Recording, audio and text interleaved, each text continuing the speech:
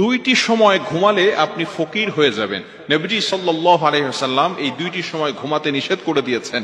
আমরা অনেক সময় এমন কিছু টাইমে ঘুমিয়ে থাকি যে সময় ঘুমাতে নবীজি সাল্লাল্লাহু আলাইহি ওয়াসাল্লাম নিষেধ করে দিয়েছেন। এই সময় যদি আমরা ঘুমিয়ে থাকি তাহলে আমাদের ঘর থেকে বরকত উঠে যাবে। নাম্বার ওয়ান, এক নাম্বার হচ্ছে ফজরের পরে ঘুমানো, ফজরের নামাজের সময় ঘুমানো। নবীজি সাল্লাল্লাহু আলাইহি ওয়াসাল্লাম এই সময় ঘুমিয়ে থাকতে নিষেধ করে দিয়েছেন।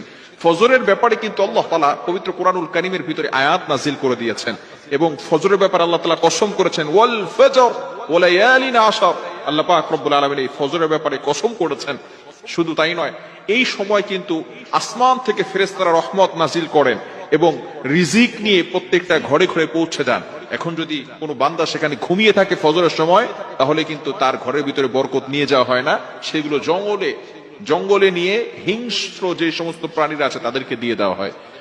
শুধু তাই নয়, বুখারী শরীফের হাদিস, নবীজি সাল্লাল্লাহু আলাইহি ওয়াসাল্লাম এই ফজরের ব্যাপারে যাতে করে বরকত হয় এই জন্য দোয়া করেছেন। তিনি দোয়া করেছেন, আল্লাহুম্মা বারিক লি উম্মতি ফি বুকুরিহা, আয় আল্লাহ আমার উম্মতের সকালটা বরকতময় করে দেন।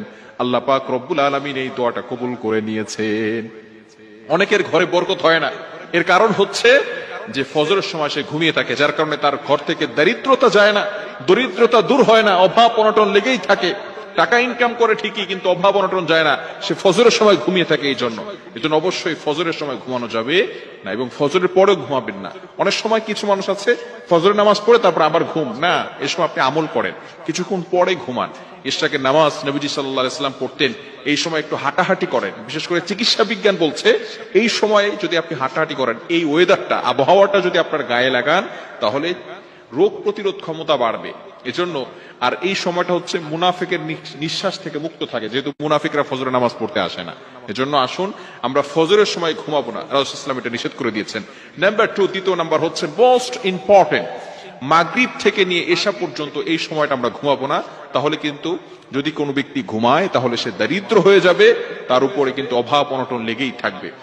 নবীজি সাল্লাল্লাহু আলাইহি ওয়াসাল্লামের হাদিস এসেছে, যদি কোনো ব্যক্তি মাগরিবের নামাজের পরে ঘুমিয়ে যায়, আল্লাহ রাসূল সাল্লাল্লাহু আলাইহি ওয়াসাল্লাম তার উপরে লানত করেছেন। রাসূল সাল্লাল্লাহু আলাইহি ওয়াসাল্লাম মাগরিবের নামাজের পরে ঘুমাতেন না, কোন সাহাবী নামাজের পরে ঘুমাতেন না, ইশারের নামাজের পরে ঘুমাতেন। মাগরিবের নামাজের পরে ঘুমাবেন না। হ্যাঁ, যদি কোনো ব্যক্তি অসুস্থ থাকে, কোনো ব্যক্তি যদি সারাদিন সফর করেছে, সেটা ভিন্ন বিষয়, কিন্তু কিছু মানুষ অভ্যাসে পরিণত হয়ে গিয়েছে, মাগরিবের নামাজের পরে সে ঘুমিয়ে থাকে।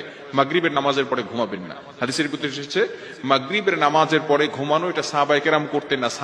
নবীজি সাল্লাল্লাহু আলাইহি ওয়াসাল্লাম মাগরিবের নামাজের পরে ঘুমাতেন না। হ্যাঁ, তিনি তাড়াতাড়ি এশার নামাজ পড়ে তাড়াতাড়ি ঘুমিয়ে যেতেন। কিন্তু আমরা মাগরিবের নামাজ পড়ে একটু ঘুমাই, আবার দেখা যাচ্ছে সারা